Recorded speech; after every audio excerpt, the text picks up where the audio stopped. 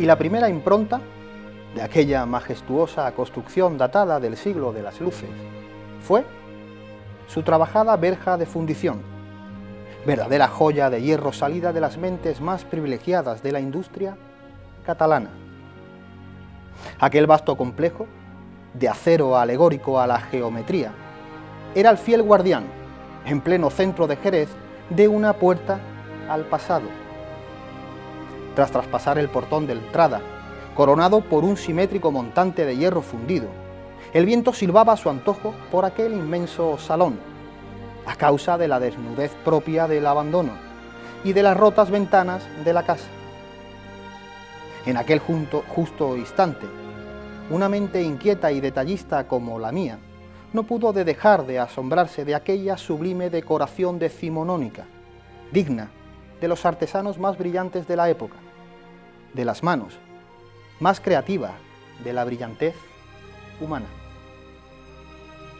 En sus ajadas paredes aún lucían con decoroso esplendor los frescos decorados de la pared, enjambre de ramajes de viñedos, de frutos, de hojas entrelazadas que daban a entender el carácter bodeguero que había tenido aquella morada jerezana. Seguía aquella pictórica parábola a uno de los barcones de aquel céntrico palacete, gloria de otros tiempos, y ahora, bueno, ahora en franca decadencia, quizás por un tecnológico siglo que nos colman de prisas y desasosiegos constantes. Aquella antesala colgante a la vida del Jerez del XIX nos flanqueaba con bellas ménsulas, espléndida decoración de apoyo a cornisas y aleros, arcadas ciegas, carreras o dinteles que sostenían los placeres de la vista.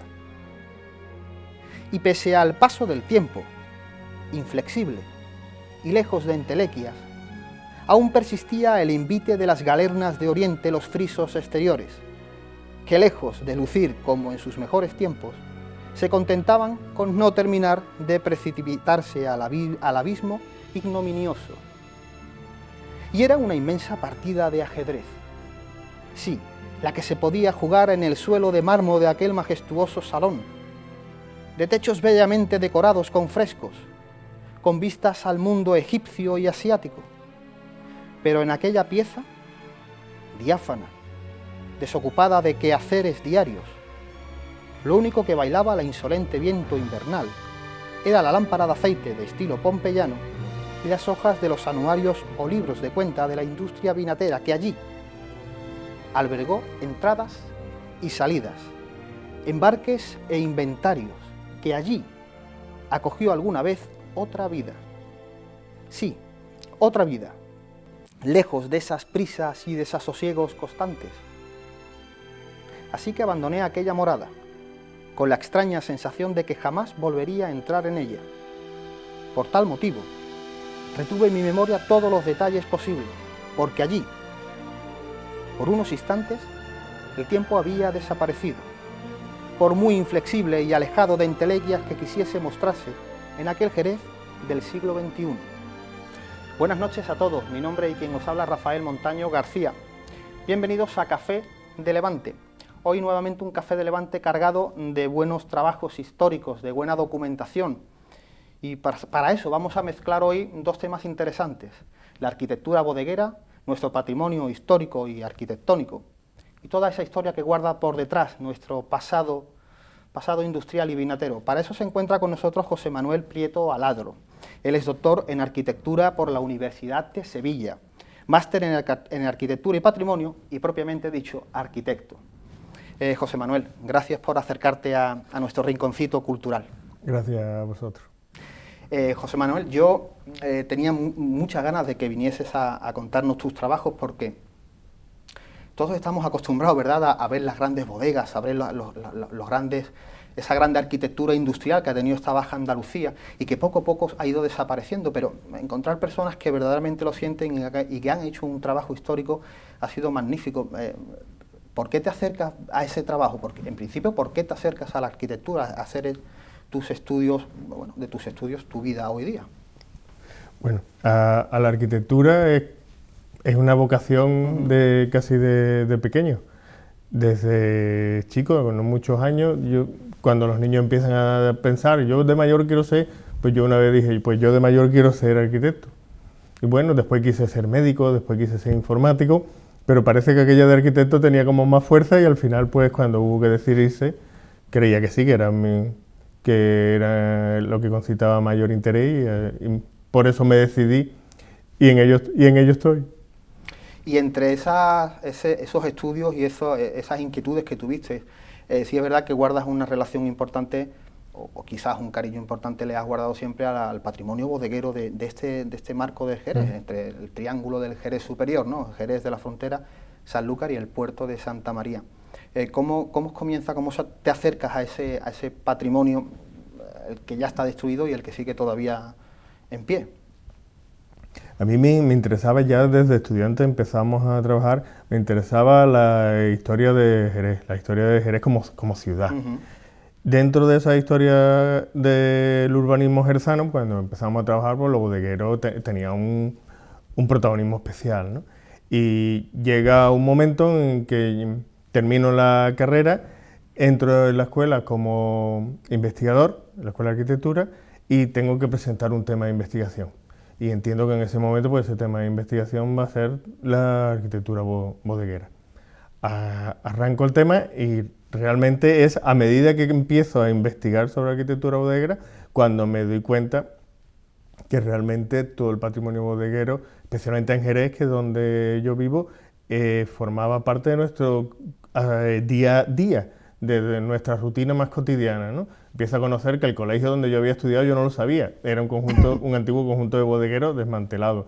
En el supermercado donde adquiría mi madre los productos era una antigua bodega. E incluso me empiezo a dar cuenta que estábamos completamente rodeados de bodegas que no veíamos. Era tan asumido que tenemos en el paisaje jerezano que están las bodegas allí, que algunas casi ya no las vemos, ¿no? Que pasan desapercibidas, ¿no?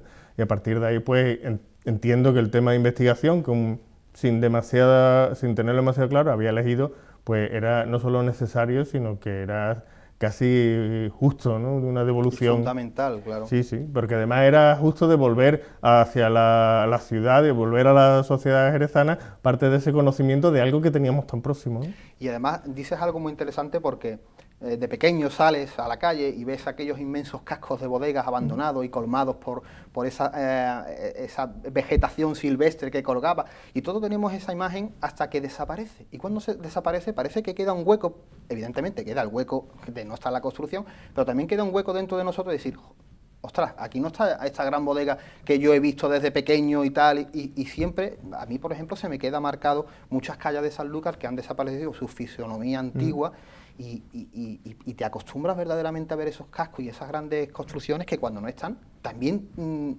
te causa una sensación extraña, ¿verdad? Sí. Yo recuerdo una manzana bodeguera que había muy interesante, después he sabido que era muy interesante, ¿no? Pero que había cerca de la estación de trenes y del camino de mi casa a la estación de trenes, pues era como el hito. Yo hacía un camino recto hasta llegar a la bodega y al llegar a la bodega torcía a la izquierda, ¿no? Y cuando empieza a desmantelarse esa manzana y a construirse en bloques de vivienda en su sitio, es cierto que el paisaje urbano cambiaba muy radicalmente, ¿no? Aquella referencia en mi camino entre la casa y la estación se modificaba a medida que iban sustituyendo las bodegas, ¿no? Y esa calle que estás hablando, que será, me imagino, que la zona de la calle de Amor de Dios donde estaban las antiguas bodegas de Diez Méritos y de Fuentes Parrillas, y son manzanas y manzanas completas de bodegas que a lo mejor están en desuso. Yo siempre he dicho que si ahí tú pones unos faroles de gas y pones un carro de araña, estás en el siglo XIX. Sí, la zona de Valle Sequillo, es increíble, guarda un aspecto desde luego, sí, porque se conservan todavía, a pesar de que yo creo que con vino probablemente no hay ninguna, se conservan muchísimas bodegas en aquella zona, ¿no? Y como además es un callejero trazado en el siglo XIX, que se mantiene como tal callejero casi intacto, es cierto que tiene todavía un ambiente aquello a XIX bastante potente. ¿Qué te atrae exactamente de ese tipo de construcción, José? ¿De la arquitectura bodeguera? Sí, por ejemplo.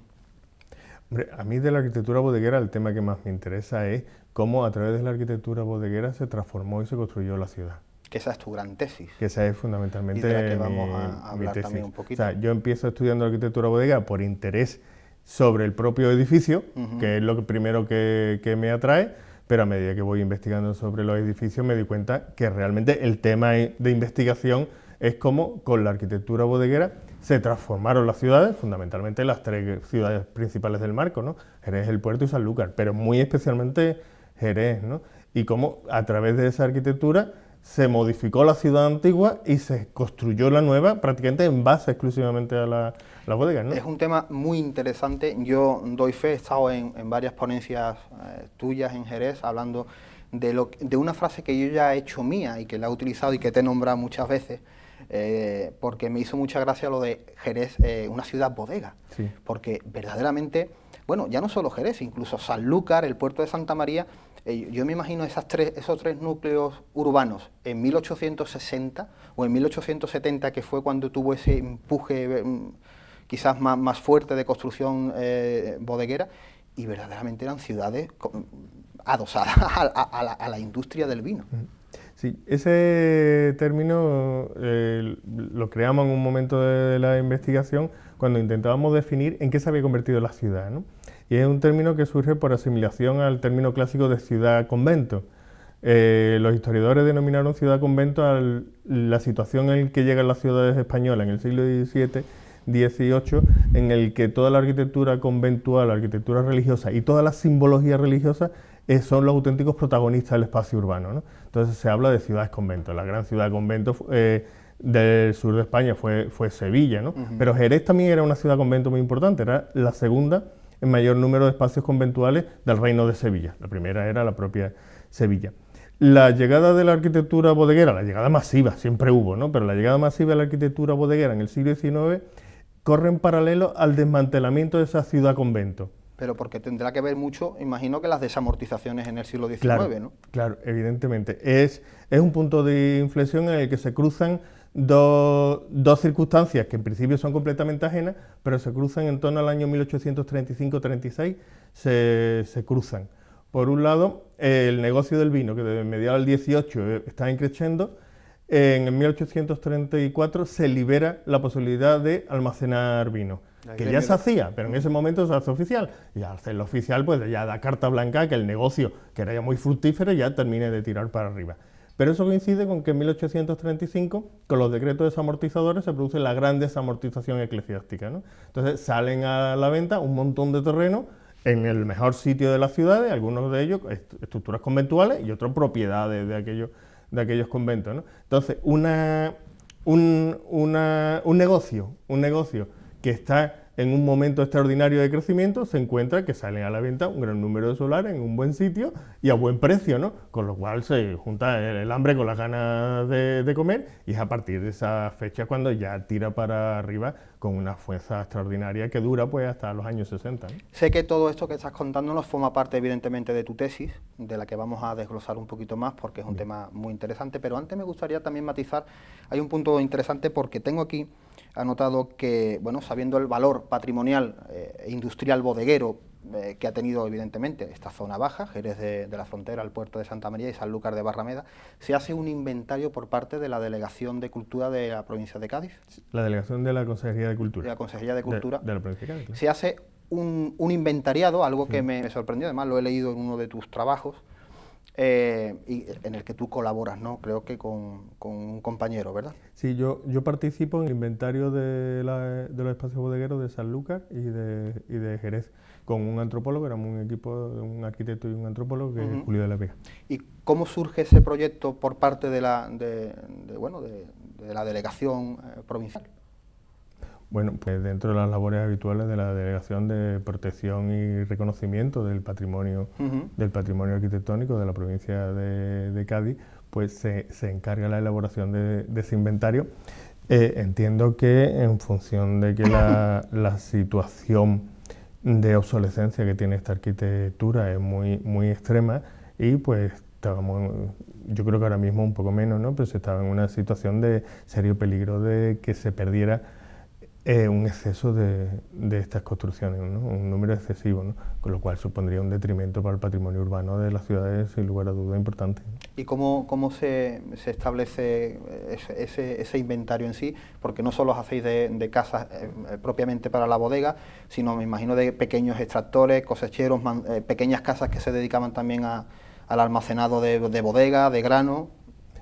Bueno, el inventario buscaba recoger o inventariar todas aquellas estructuras que en algún momento dado hubieran servido para almacenamiento de vino y sus espacios anexos, porque claro, también están las oficinas, lavaderos de botellas, ya más modernamente embotelladora, tonelería, ¿no? Todo ese tipo. Y se hace también acopio de una información, o sea, no solamente se recoge qué tipo de bodega es, sino nombre, quién fue el constructor, se investiga un poco quién eran los dueños de la bodega, de manos a quién pasan, o eso ya forma parte de otro... Ese es un trabajo que a mí me apasiona, ¿no? Pero en un trabajo de este tipo de inventario, sobre todo un inventario tan amplio, no es posible, no cabe. Entonces recogíamos aquella información que estaba ya publicada o que ya era conocida, ¿no? Pero ir más allá no es posible en un trabajo de este tipo, ¿no? Y una pregunta que te hago a título más personal, porque me parece fantástico, ¿no?, que la delegación de Andalucía, de la provincia de Cádiz, se dedique a inventariar los espacios en los núcleos industriales dedicados al vino, de mantenerlos, de cuidarlos, pero después hay una dicotomía extraña, porque pese a haber hecho este proyecto, que ¿en qué año se hizo exactamente? Uy, no lo recuerdo. No lo recuerdas, pero fue en el 2000 y poco, creo que leí hace poco. Estamos hablando de que se hace este inventariado, pero a su vez se sigue siendo bastante fácil caer una manzana bodeguera o caer una bodega del siglo XVIII, del siglo XIX, con bastante, digamos, entre comillas, facilidad, ¿no te parece? Bueno, realmente eso está dentro de las competencias de los municipios, de los planes generales de los municipios. Es cierto que, sobre todo en la época en la que la construcción pues, era floreciente, quizás se nos ha ido de la mano la situación y han podido caer más bodegas de la cuenta, ¿no? Probablemente. Cierto es que al menos yo así lo detecto, sobre todo en Jerez, que es la ciudad que más controlo, ¿no? Que eso gracias a Dios ha remitido, ¿no? Y la nueva planificación urbana tiene protegido, yo creo que casi la totalidad de los cascos, que queda, ¿no?, de los cascos bodegueros. Sí. Porque, por ejemplo, en el puerto de Santa María gozamos de un núcleo muy interesante que creo que se denomina Bajo de Guía, ¿no? Campo de Guía. Campo de Guía. Campo de Guía, y aquello es una auténtica pequeña urbanismo, una pequeña ciudad dentro de una ciudad. Es un ensanche bodeguero. Exactamente, y eso en su momento se blindó, ¿no?, podríamos decirlo, y se ha salvaguardado, pese a que el puerto ha tenido también un gran desfase en construcción. La construcción ha tirado muchas bodegas y muchas casas importantes. En Jerez ya tú nos has comentado que se ha blindado ya zonas importantes Sí, el actual plan general, yo creo recordar que protege prácticamente todos los cascos bodegueros existentes en distintos niveles de protección, porque evidentemente todos no tienen el mismo interés. ¿Y cómo fue ese estudio de campo aquí en Sanlúcar? Pues intentamos ser lo más pormenorizado posible, partiendo de la documentación existente, de la planimetría urbana, de las publicaciones existentes. Ahí había historiadores que ya han trabajado el tema y muy bien, pues a partir de ahí fuimos haciendo un trabajo de reconocimiento, intentando que no se nos pasara ninguna calle por calle, conjunto por conjunto. Y de esas tres ciudades, por envergadura, tenemos a Jerez de la Frontera y quizás después tenemos a Sanlúcar o al puerto de Santa María. Yo creo que en el estado actual quizás Sanlúcar. Sanlúcar, ¿verdad? Sanlúcar es la que mantiene, pero que incluso desde el punto de vista enológico, Sanlúcar mantiene un mayor nivel de relación con el vino que el puerto ahora mismo, ¿no? Y sobre arquitectura, ¿por qué crees que difiere tanto la construcción bodeguera que se hizo en Sanlúcar en el siglo XVIII y en el siglo XIX con las que se hicieron en Jerez? Si te das cuenta, creo que evidentemente lo tienes que saber mejor que yo, aquí la construcción bodeguera fue menos catedralicia, ¿no?, podríamos decir, que en el puerto y en Jerez de la Frontera. ¿Eso a qué se puede deber? Pues probablemente a la escala del negocio. O sea, que el negocio tenía mayor escala en Jerez y en el puerto que en Sanlúcar, lo que obligó a que en las otras dos ciudades pues se construyeran complejos industriales de más tamaño, mientras que Sanlúcar pudo mantener durante un cierto tiempo más el carácter más artesanal de la industria, ¿no? pudo mantener todavía las bodegas en los bajos de las casas de los cargadores y este tipo de cosas que cuando ya era una industria de otra dimensión ya no tenía posibilidades, ¿no? Claro. En la tesis doctoral que haces, bueno, una tesis, creo que es un reflejo, evidentemente, de ese sentimiento que muestras, ¿no?, por el patrimonio industrial y bodeguero, que se llama La construcción de la ciudad bodega, arquitectura del vino, transformación urbana en Jerez de la Frontera en el siglo XIX. Cuéntanos cómo se desarrolla urbanísticamente el Jerez de aquella época. Bueno, Jerez llega al siglo XIX prácticamente sin haber sufrido grandes transformaciones desde el siglo XVI.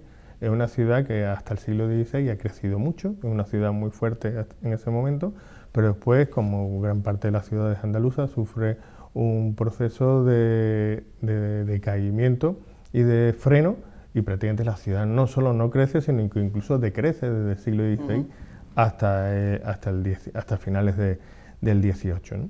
A mediados del XVIII comienza la transformación del negocio vitivinícola, ¿no?, que lo ha estudiado muy bien, creo que alguien que ha estado ya por aquí, que es Javier Maldonado, ¿no?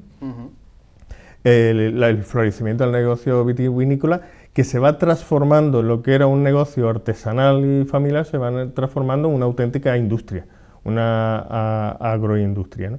El crecimiento de esa agroindustria fundamentalmente desde el último tercio del siglo XVIII, pues corre en paralelo con la necesidad de construir nuevos espacios industriales para acoger a esa industria que va creciendo, a acoger almacenados cada vez mayores, a acoger nuevos sistemas de producción del vino, etcétera.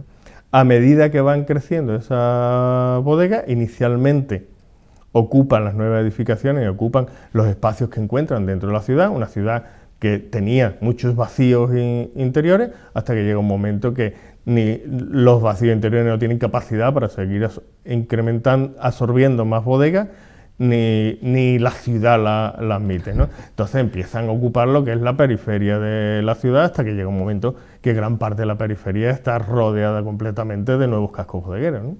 Pues si te parece, José Manuel, vamos a pasar unos momentos a publicidad y seguimos retomando este tema, porque cuando has hablado de eso me ha venido a la cabeza esos magníficos grabados que tenemos del siglo XIX de esas entradas a Jerez, donde se ve todo despoblado y lo que se ven son inmensos cascos bodegueros a las afueras, ¿verdad? Sí, sí. Bueno, pues amigos de Café de Levante, volvemos en unos minutos con José Manuel y seguimos hablando de todo este tema. Un saludo.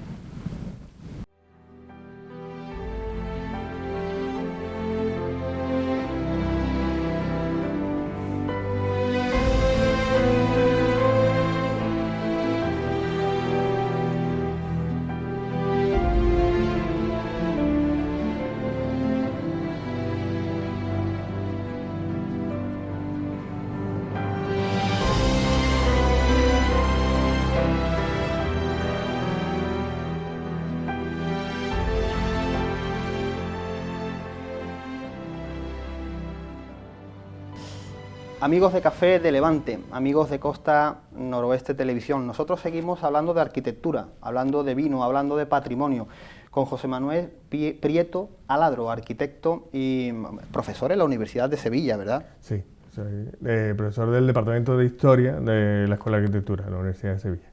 Y bueno, nos hemos quedado antes de ir a publicidad hablando de esa tesis doctoral y te he comentado lo del tema de los grabados, porque es verdad lo que has dicho, se copa tanto la ciudad del núcleo urbanístico de Jerez que se empieza a construir a las afueras, y gran muestra de eso tenemos aquellos primitivos grabados de los grandes viajeros del romántico, ¿verdad?, que llegaron a este rincón, a Sanlúcar, al puerto y a Jerez y a toda esta comarca describiendo el vino, la bodega, el trabajo en sí en el campo, y en esos grabados ya podemos ver cómo se va perfilando esos grandes núcleos bodegueros a las afueras de la ciudad. Sí, sí, bueno, en Jerez los grabados son casi el mejor exponente de cómo la ciudad se ha ido transformando, ¿no? Las imágenes más antiguas que hay, en que se reconoce la ciudad amurallada, por encima de la muralla, las torres, las cúpulas, fundamentalmente elementos religiosos, y casi sin moverse del mismo sitio hay grabados de fechas posteriores en el que cada vez van apareciendo más bodegas, hasta que llega un momento que las bodegas son los elementos que copan todo el primer plano de la vista de la ciudad, y ya con un poco de de detenimiento todavía se reconoce por detrás los elementos religiosos, pero los protagonistas ya son las bodegas, ¿no? Desde las puertas de Rota, desde el Mitad de Día, por ahí, todo. O sea, podemos, si hacemos ampliamos nuestra imaginación y nos hacemos como esos viajeros del romántico que llegaban a Jerez, o sea, al entrar en Jerez verdaderamente entrar en una ciudad bodega. Sí, sí, sí, sin lugar a dudas. En una ciudad que gran parte de su espacio estaba dedicado y cedido en buena forma al uso bodeguero, ¿no? El término del que hablamos antes de ciudad bodega es porque nosotros entendemos que la ciudad llegó a un momento en el que prácticamente toda la ciudad como estructura urbana comenzó a funcionar a favor del negocio del que vivía gran parte de la ciudad, ¿no? Hasta el extremo de que el espacio urbano era ocupado para los trabajos diarios de las bodegas, ¿no? Conocemos todos bodegas, digo, bodega la misma empresa que tenía cascos de bodega a los dos lados de la calle, y pues evidentemente la calle se convertía en espacio de trabajo diario, ¿no? Pasaban los arrumbadores, las botas y demás, ¿no?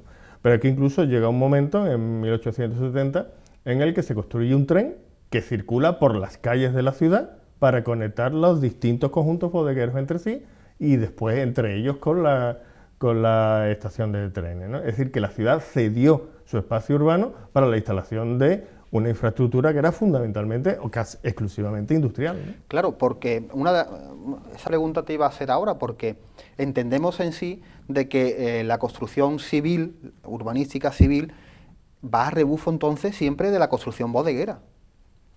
La protagonista de la transformación urbana de la ciudad fue fundamentalmente la arquitectura bodeguera. Hablamos de la zona de Ejido, puede ser, ¿verdad? Donde es quizás un núcleo importante donde se va enfocando la construcción bodeguera. El Ejido es especialmente interesante porque es de los sitios donde empiezan a situarse grandes bodegas ya en la segunda mitad del siglo XVIII. Y exactamente para los amigos que nos están viendo, ¿qué es exactamente en Jerez de la Frontera ese punto en sí? Pues lo que hoy llamamos fundamentalmente Madre de Dios, la plaza de Madre de Dios. Que sigue guardando, como hemos hablado anteriormente, todavía un importante núcleo industrial bodeguero. No, en Madre de Dios no. Quedan bodegas al otro lado de Madre de Dios, en lo que fue Valle Sequillo. Exactamente. Valle Sequillo, pero no en el entorno del Madre de Dios. El entorno de Madre de Dios, que era ese elegido, quedan dos bodegas extraordinarias, una de los años 70 al 18 y una de principios del 19, pero el resto fue desapareciendo a partir de los años 70 del siglo XX, ¿no? Pero lo interesante es que se instalan esas bodegas en el siglo XVIII, continúan instalándose en las primeras décadas del siglo XIX, pero llega un momento que el espacio interior del ejido, que estaba completamente rodeado de bodegas, es donde viene a instalarse el ferrocarril. O sea, un espacio que habían generado las bodegas asume la llegada del ferrocarril, que se mete dentro entre las propias bodegas, porque claro, el ferrocarril venía a servir a las bodegas, ¿no? Y se le instala en la misma puerta de esas bodegas, ¿no? O sea, había bodegas que tenían que empujar la bota solo un poquito y ya estaban en la estación y la montaban en el tren, ¿no? Y hablando de arquitectura, ¿cómo defines esas bodegas que se construyen en la época quizás más esplendorosa, que puede ser los años 60 y 70 del 19? Para mí la arquitectura bodeguera, su principal interés desde el punto de vista de la historia de la arquitectura sería la capacidad que tuvieron para estandarizar los modelos de arquitectura tradicional. Las bodegas jerezanas del marco del Jerez no inventaron nada, no aportaron nada, no generaron nuevos modelos arquitectónicos, pero sí tuvieron la capacidad para transformar lo que era la arquitectura tradicional en un sistema casi industrial de fabricación arquitectónica. O sea, determinaron un módulo que era muy fácil de construir, muy fácil de repetir, fácilmente adaptable a cualquier situación, y con ese módulo, con ese sistema constructivo relativamente sencillo y que cualquier artesano constructor controlaba bien, fueron capaces de construir una ingente cantidad de bodegas en muy poco tiempo, ¿no? Que es lo que se buscaba, ¿no? O sea, fue casi una especie de industrialización de la arquitectura tradicional. O sea, que guardaban prácticamente todas un mismo patrón. Sí, prácticamente todas se resuelven con un mismo patrón, que el patrón es el de la sección del edificio, ¿no? De ese edificio que todos conocemos, que es una cubierta a dos aguas, que se apoya en una serie de pórticos paralelos, que bien son de arco o bien son de viga. ¿Y eso pasa también en Sanlúcar? Eso pasa también en Sanlúcar y pasa también en el puerto, ¿no? En Sanlúcar tiene la singularidad de que surgen otros modelos o al menos yo he encontrado, me ha parecido reconocer, otros modelos arquitectónicos que no están presentes en Jerez. Podríamos decir variantes, ¿no? Algunas otras variantes que no están presentes en Sí, Jerez, ¿no? aquí yo recuerdo, por ejemplo, una bodega tipo morisca, ¿no? Que las que tenía Manuel Sánchez Ayala, y algún tipo de construcción algo más modernista, por ejemplo, las bodegas de Reina Victoria que tenía Pérez Mejía, que también resultaban un poco más diferentes, ¿no? O las antiguas destilerías de López y Rey, que eran unas construcciones quizás que diferían bastante con la típica arquitectura clásica bodeguera de zonas exportadoras como el Puerto y como Jerez de la Frontera. Sí, son modelos distintos, ¿no? El tema de la bodega morisca es lo que hablábamos antes, ¿no? El mantenimiento todavía de pequeños espacios bodegueros preindustriales, ¿no? Previo al desarrollo grande de la industria bodeguera, ¿no? Que en Sanlúcar se han mantenido vivos, se han mantenido usando hasta muy recientemente, incluso algunos todavía están en uso, y en Jerez desaparecieron, ¿no? Dices unas pinceladas antes sobre la desamortización de Mendizábal, la desamortización imagino que de Madoz también, todo ese patrimonio religioso, ¿no? y eclesiástico que pasa a manos de esa burguesía liberal del momento, transforma totalmente la ciudad de Jerez, y cómo siguen esos trazos a raíz de los años 40, años 50, años 60 del siglo XIX. La desamortización puso en venta la práctica totalidad de los conventos masculinos jerezanos, que eran un buen número, ¿no? Posteriormente salen también a la venta y demolición parte de los conventos femeninos, ¿no? Es decir, una enorme superficie de la ciudad, porque los conventos eran sin duda, y siguen siendo todavía, algunas de las estructuras urbanas más grandes, ¿no? En Jerez, más grande que los conventos solo ha habido de las bodegas, posteriormente las bodegas, ¿no? Entonces, claro, eso supone el inicio de un proceso de transformación urbana importantísima en todas las ciudades, ¿no? La singularidad de las nuestras, de Sanlúcar, de Jerez, del Puerto, es que ese proceso de desmantelamiento corre paralelo al proceso de construcción de las bodegas, ¿no? Pero al margen de la llegada de lo industrial a los espacios conventuales, pues sucedió como sucedió en muchas otras ciudades, ¿no? La demolición de conventos supuso la aparición de plazas, en Jerez la Plaza del Progreso, la Plaza del Banco, o en Sevilla también sucede, ¿no?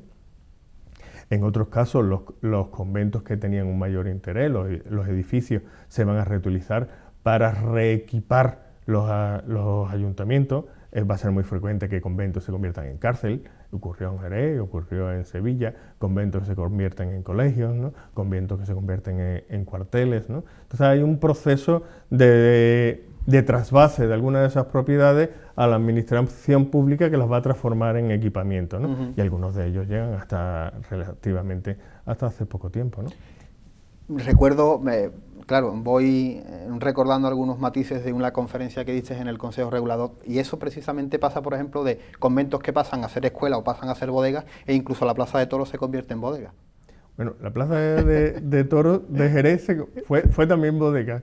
Sí, yo eso lo pongo como ejemplo cuando digo que en Jerez todo era bodega, que la Plaza de Toros eran bodegas. Es un ejemplo que queda marcado porque, te imaginas los bajos de la bodega, los bajos de la Plaza de Toros, llenos de botas de generosos y vinos superiores, esperando para salir para Inglaterra, pues es simpático. La Plaza de Toros arde y la reconstruyen por iniciativa privada a un grupo de capitalistas, lo cual la mayoría de ellos son bodegueros. Claro. Se reconstruye la Plaza de Toros y se reconstruye instalando en los bajos de la Plaza de Toros, o sea, bajo los graderíos donde estaba sentada la gente, bodegas que están llenas de vino hasta que se produce el siguiente incendio, que yo creo que a partir del siguiente incendio ya los desalojaron, no volvió a haber bodegas como tal. Imagino que se salvarían ante las botas de los vinos que los animales, ¿no? Sin lugar a dudas. Sin lugar a dudas. Además creo que hay una anécdota de esa, que estaban los toros también allí, no sé, y por favor, que había que rescatar el vino. Vamos a sacar primero las botas de amontillado y ya después vemos qué hacemos con los animales, ¿no? ¿Qué sostenibilidad crees que tiene ahora mismo nuestro patrimonio bodeguero cuando deja de servir para el almacenado y crianza de vino? Yo creo que la arquitectura bodeguera por ser como eran fundamentalmente almacenes, Ujú. porque eran almacenes, tiene una gran versatilidad y por tanto tiene grandes posibilidades de adaptación para muchos usos, ¿no? Usos, claro. Desde aquellos usos como más inmediatos, ¿no? Seguir utilizándolo de almacenes, aunque sea ahora de almacenes comerciales, ¿no? Seguir utilizándolo como supermercado, ¿no? A mí una vez me criticaron en el periódico que propusiera que se utilizaran bodegas como supermercado. Pues a mí me parece que la espacialidad de la bodega es tan atractiva, Por supuesto que sí. que reutilizarla como centro comercial le confiere o nos confiere a los que tenemos la suerte de comprar en un espacio así, pues un plus que no tienen los grandes almacenes tradicionales, ¿no? Precisamente en Jerez, enfrente de las bodegas Harvey, que también es una construcción bastante extraña, ¿verdad? Ese complejo bodeguero de Sí. Harvey de ladrillo, enfrente ahí hay cascos de bodega que se han reutilizado en centros comerciales y en... Hay unos cuantos, ¿verdad? por no decir marcas Sí, comerciales, pero hay unos cuantos transformados en centros comerciales, ¿no? Pero lo hay transformados en esto lo que yo llamo de uso flexible, o sea, reutilización del espacio, quitar la bota y meter otra cosa dentro sin más. Hay unos cuantos, ¿no? Está el tema del supermercado, pero ahí está un aparcamiento de coches, ¿eh? parking, pues bueno. Hay un parking en una bodega da una cierta tristeza, ¿no? Porque es una bodega fantástica de finales del 18, de muy buen tamaño, que está utilizada como aparcamiento. Yo preferiría que tuviera botas de oloroso dentro, sin lugar a dudas. Pero quitando eso, bueno, tenemos la posibilidad de aparcar en un espacio tan fantástico Claro. que enriquece sin lugar a dudas nuestra vida cotidiana, la reutilización de estos espacios, no rompe ese arquetipo de ciudad o sea, caer una manzana bodeguera donde a lo mejor vas a construir un parking cuando perfectamente un parking, si tú asimilas un parking con las vigas, con los pilares de hormigón en el centro, bueno, tienes esta zona, las bodegas que también guardan esos pilares y pueden dar la misma funcionalidad, y al ¿verdad? mismo tiempo pues, salvaguardamos la estructura urbana, ¿no? E incluso preservamos algunos cascos que quizá a lo mejor tienen una segunda vida, ¿no? Ujú.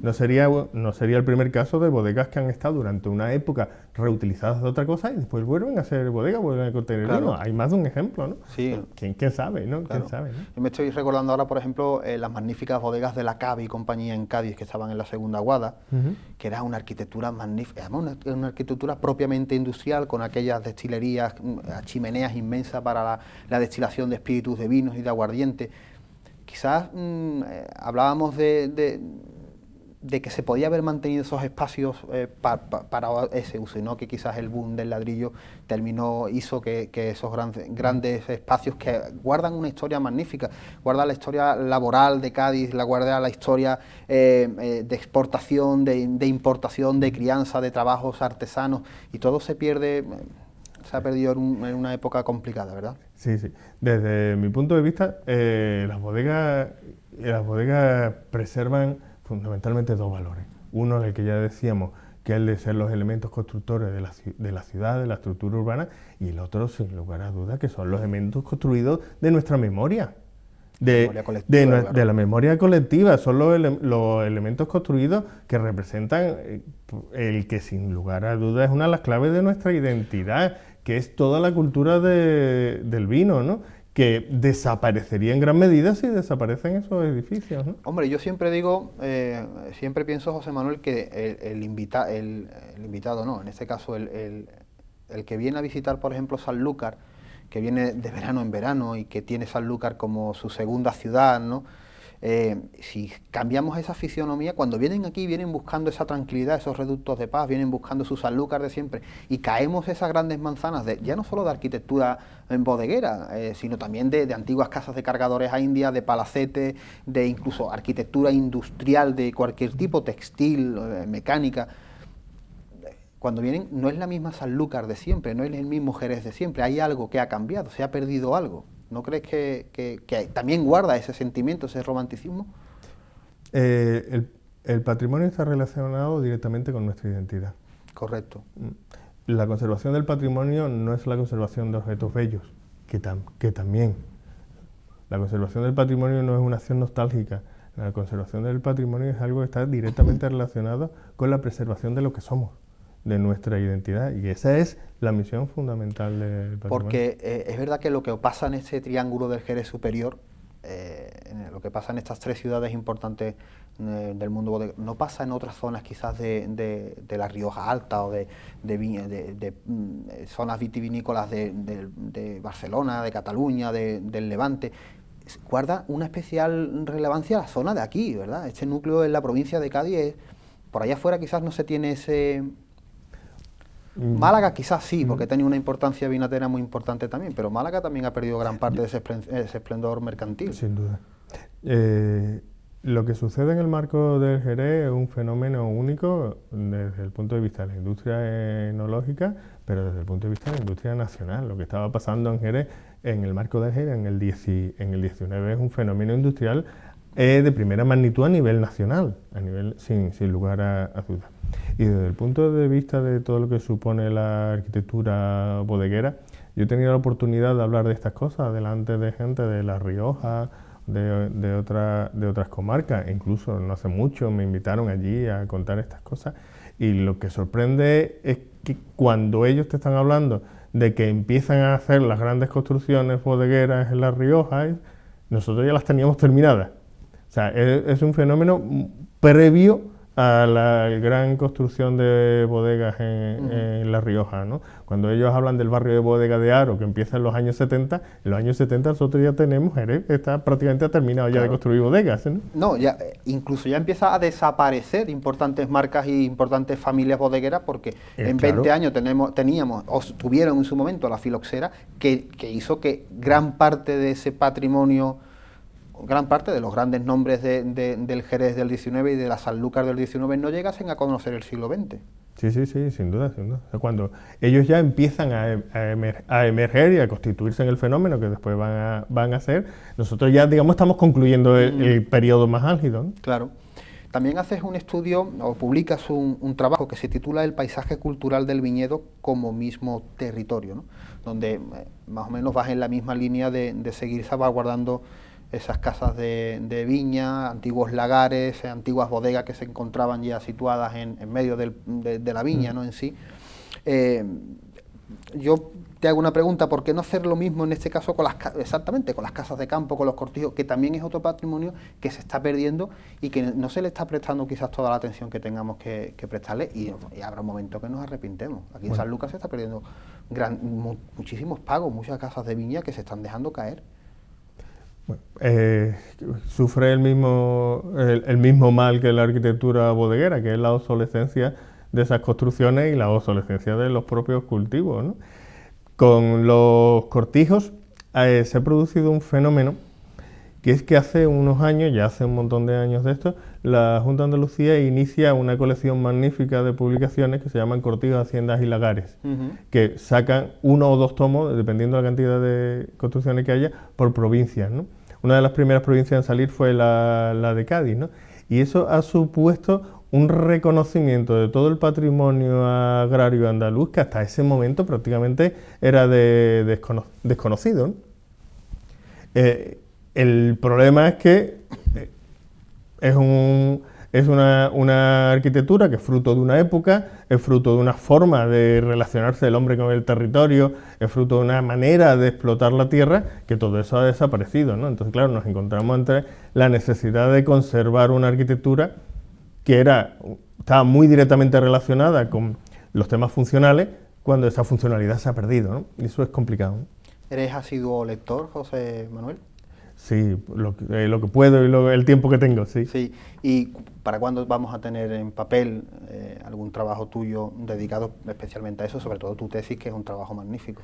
Bueno, no depende de mí, no depende de mí. Sí, tengo muchas cosas en papel, tengo la suerte de que he tenido la posibilidad de publicar muchas cosas y algunas que saldrán en los próximos meses. La tesis, pues no sé si algún día se publicará la tesis como tal o se publicarán extractos, que bueno, tampoco pasa nada. Porque una de esas publicaciones venía también referida en un libro que se llamaba El Río, ¿no? Sí. Y ahí hablas un poco sobre la arquitectura de Sanlúcar de Barrameda, la bodega en Sanlúcar de Barrameda. El Río es el segundo volumen de una colección que se está haciendo sobre el río Guadalquivir, y cuando sale este segundo volumen, que es la desembocadura, me pidieron me pidieron un artículo sobre la arquitectura bodeguera de sanluqueña y está publicada en ese libro, efectivamente. Bueno, ¿y cómo fue la arquitectura, en este caso, de las grandes explotaciones industriales que se encontraban, en este caso, en lagares y cortijos? ¿Guardaban una misma fisionomía en sí con las bodegas del centro urbano o de la periferia? ¿La arquitectura de las casas de viña? Sí. Yo entiendo que las casas de viña y las bodegas son dos caras del mismo fenómeno.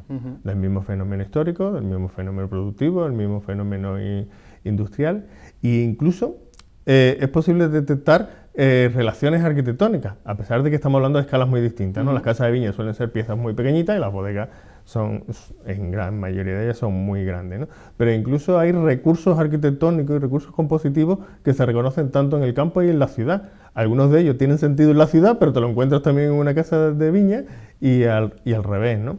Yo incluso he hecho el juego en alguna conferencia de poner dos fotos y decir, ¿cuál creéis que es una casa de viña y cuál creéis que es una bodega, ¿no? Y eran tan extremadamente parecidas, la gente siempre se decantaba porque la bodega era la más grande, lo cual era cierto, ¿no? Pero quitando eso, eran parecidísimas, ¿no? Y, bueno, ¿qué podemos hacer para blindar esos edificios históricos? A título personal, ¿cómo podríamos decirle, bueno, pues a nuestros políticos y al que tenga la mano de poder brindar esos edificios históricos, porque siguen atrayendo turismo, evidentemente? Mira, la palabra blindar me suena un poquito a acorazar, y yo creo que no hay que acorazar ni esa arquitectura ni ninguna. Y yo no me dirigiría a los políticos son nuestros representantes, yo me dirigiría a la gente. O sea, es la población la que tiene que reconocer, conocer y valorar toda esta arquitectura, ¿no? Nosotros siempre decimos, nosotros me refiero a los que damos clases de esta asignatura en la Escuela de Arquitectura, que es necesario conocer para valorar. Y es ese proceso el que realmente hay que insistir en las poblaciones, ¿no? Que tenemos que conocer nuestra historia, conocer nuestras ciudades, conocer nuestra arquitectura, y a medida que profundicemos en el conocimiento, iremos valorándola en su justa medida. No se trata de que digamos que esto no es Venecia, ¿no? Pero necesitamos conocer para valorar y para poderla verdaderamente apreciar. En el momento que realmente ese aprecio sea un bien común de la población, ya no hará falta mucho más. Bueno, ¿y qué nuevos proyectos tienes para este año? Bueno. Aparte, evidentemente, de tus quehaceres y de tus trabajos diarios en la Universidad de Sevilla. De mis quehaceres habituales. Pues ahora mismo estoy cerrando una publicación del último congreso que hubo en Jerez sobre las bodegas ya del siglo XX, y a partir de ahí pues seguiremos en estas mismas líneas. No sé, todavía exactamente no sé con qué, si abriremos algo nuevo o intentaremos rescatar algunas de las cosas que ya tenemos y darle un poquito más de difusión. Porque, José Manuel, ¿se conoce a los arquitectos, a los nombres de los arquitectos, a los que construyeron algunas importantes bodegas de Jerez, por ejemplo, como la bodega del Baco, ¿no? La bodega de Dios Baco, que se encuentra en el centro? ¿Hay información sobre quién fueron? Sí, ¿no? Sí. Precisamente has puesto de ejemplo una que no, y que además me ha vuelto loco buscando el autor de una que es muy singular, ¿no? Bueno, una auténtica maravilla. Esa yo no la he encontrado. Probablemente estará en algún sitio, pero yo no la he encontrado. Pero sí se conocen y hay nombres que son especialmente relevantes para la historia de la construcción de las bodegas en Jerez. Yo en la tesis detectaba fundamentalmente tres, por su volumen y por la singularidad. Uno es Balbino Marrón, que es un arquitecto muy relevante, que después marcha a Sevilla y es fundamental para entender la Sevilla del siglo XIX. Después hay un arquitecto que es Valentín Domínguez, que desde mi punto de vista estaba aportando novedades interesantísimas a la arquitectura bodeguera, pero muere muy joven, muere en Jerez. Y después hay un tercer arquitecto, que es José Esteve, que es el gran arquitecto de la segunda mitad del siglo XIX en Jerez, que construirá un montón de bodegas y algunas pues muy relevantes. ¿Y si hablamos un poquito antes de marcharnos de Fernando de la Cuadra? Bueno, Fernando de la Cuadra es el arquitecto de Jerez en el siglo XX y también, pues, también construyó bodegas, ¿no? Pero sobre todo Fernando de la Cuadra es el gran arquitecto de las nuevas barriadas residenciales jerezanas, ¿no? De el conjunto de barriadas que se construyen en los años 40 y 50, desde mi punto de vista, de una extraordinaria calidad arquitectónica y urbana, y son obras suyas, ¿no? Y en el caso de la bodega, la gran bodega de Tío Pepe, ella nos lo comentó en su momento también Jesús Anguita, esa bodega que es, en esa calle húmeda, ¿verdad? Y encontramos ese núcleo bodeguero de ladrillo y por dentro es una auténtica maravilla, ¿verdad? De hormigón, con esas cúpulas y a nivel particular me imagino que te resultará un trabajo interesante, ¿no? Bueno, la Gran Bodega es un magnífico edificio, ¿no? A mí de la Gran Bodega me interesa como las restantes que se van a construir, algunas un poco antes y otras después, todo lo que pusieron de un esfuerzo de renovación de la arquitectura bodeguera, ¿no? De intentar dotar a esa arquitectura bodeguera del 19 extraordinaria, pero que se había quedado obsoleta, intentar generar un nuevo modelo arquitectónico para la ciudad y para el negocio del vino de Jerez, ¿no? Hubo ensayos extraordinarios, pero no se llegó a generar un nuevo modelo, una nueva arquitectura, ¿no? Y esos ensayos extraordinarios pues convivieron con el mismo modelo, más o menos actualizado, claro, cambiado de material, pero que siguió construyéndose durante todo el siglo XX, ¿no? José Manuel, ha sido un verdadero placer tenerte en Café de Levante, tenerte aquí con nosotros, porque bueno, son temas de nuestra Andalucía, son temas de nuestra historia, y es muy, muy, muy enriquecedor poder conocer tus trabajos y tus publicaciones que haces, ¿no? Muchísimas gracias a vosotros por dejar contarlo. Ha sido un placer. Amigos de Café de Levante, nosotros nos vemos para la semana siguiente con nuevos amigos, con nuevos temas, con nuevas historias, con más literatura y con muchas cosas más que contar. Les dejamos ahora con el rincón literario de manos de don Eduardo Domínguez Lobato. Buenas noches y sean muy felices.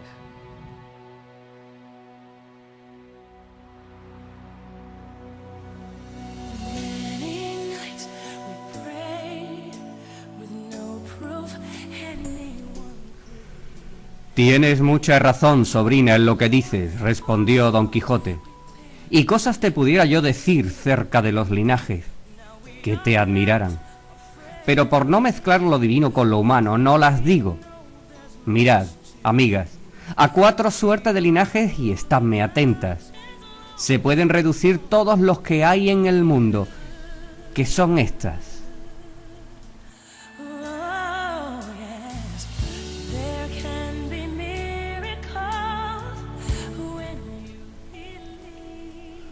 Unos que tuvieron principios humildes y se fueron extendiendo y dilatando hasta llegar a la suma grandeza. Otros que tuvieron principios grandes y los fueron conservando y los conservan y mantienen en el ser que comenzaron. Otros que aunque tuvieron principios grandes, acabaron en punta, como pirámide, habiendo disminuido y aniquilado su principio hasta parar en no nada, como lo es la punta de la pirámide, que respecto de su base o asiento no es nada.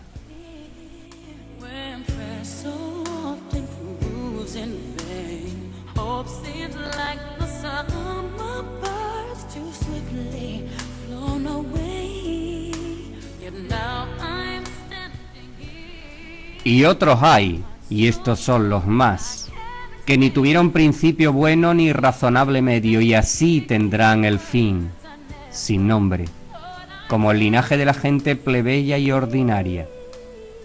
De los primeros, que tuvieron principio humilde y subieron a la grandeza que ahora conservan. Te sirva el ejemplo de la casa otomana, que de humilde y bajo pastor que le dio principio, está en la cumbre que le vemos.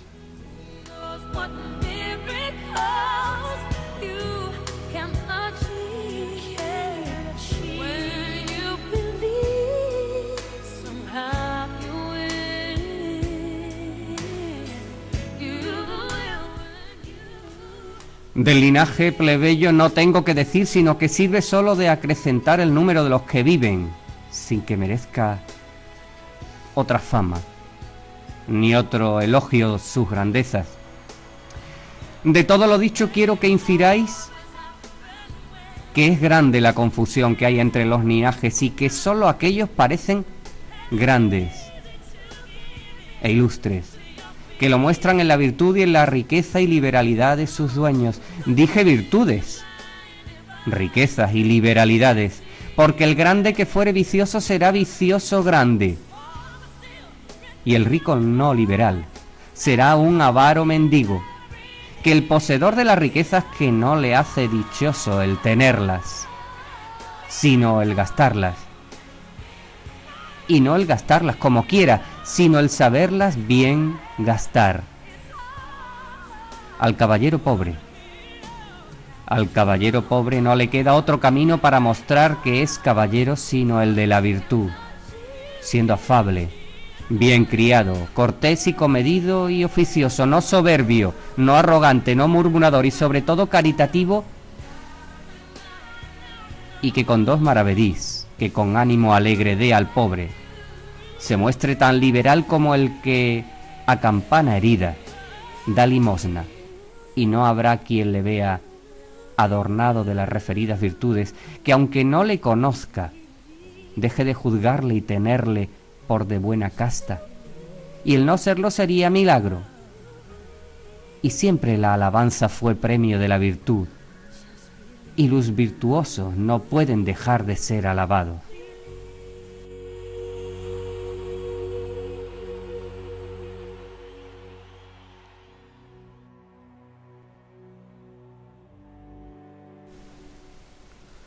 Dos caminos hay, hijas, dos caminos, por donde pueden ir los hombres a llegar a ser ricos y honrados. El uno es el de las letras, otro el de las armas. Yo tengo más armas que letras y nací, según me inclino a las armas, debajo de la influencia del planeta Marte, así que casi me es forzoso seguir por su camino, y por él tengo que ir a pesar de todo el mundo. Y será en balde cansaros en persuadirme a que no quiera yo lo que los cielos quieren. La fortuna ordena y la razón pide. Será en balde cansaros en persuadirme.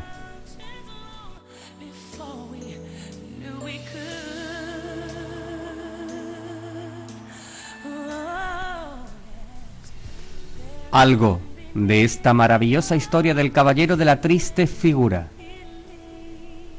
En sus 400 años, Don Miguel de Cervantes y Don Quijote de la Mancha. Les habló Domínguez Lobato Eduardo. When you believe somehow